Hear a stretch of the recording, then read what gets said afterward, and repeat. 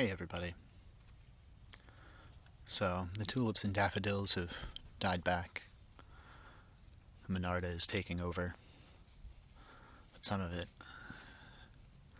is starting to get a little bit leggy. And there are other ways that we can get this plant to behave. So, I'm going to make a few trims. And I'm going to show you guys what I did right afterwards. We'll talk about what it does. So, stay tuned.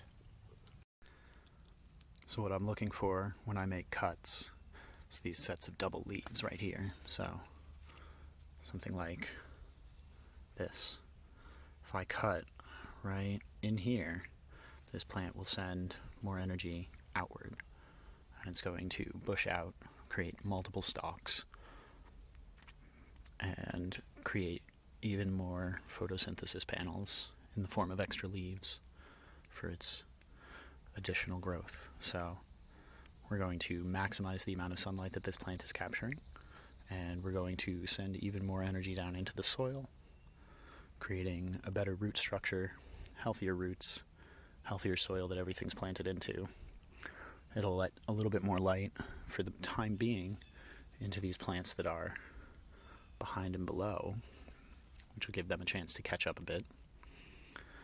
And yeah, eventually twice the amount of flowers and food for the pollinators. So let's get started.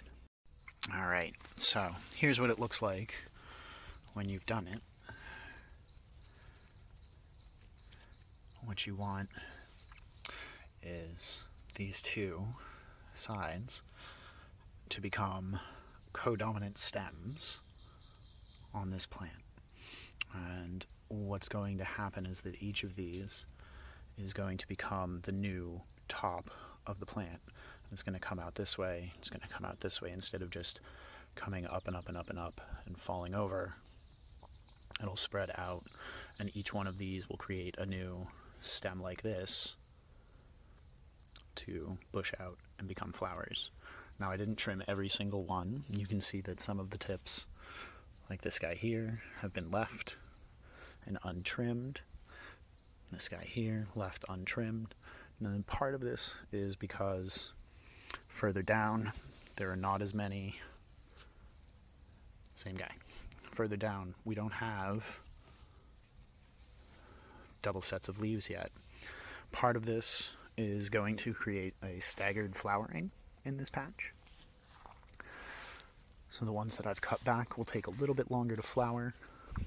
They'll try really hard to catch up to where the ones that are untrimmed are, but there will be a little bit of a difference in flowering time. But that's okay. A longer range for the bees to forage is certainly better.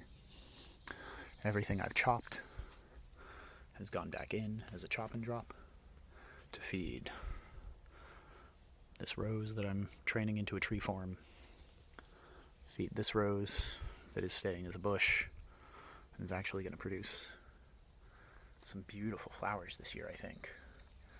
Look at all of those buds. Oh, that's going to be gorgeous.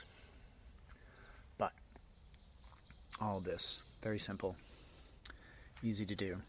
I'll make an update when this starts producing, and you can see the different behavior out of what I've done here. But for now, if you've got Bee Balm,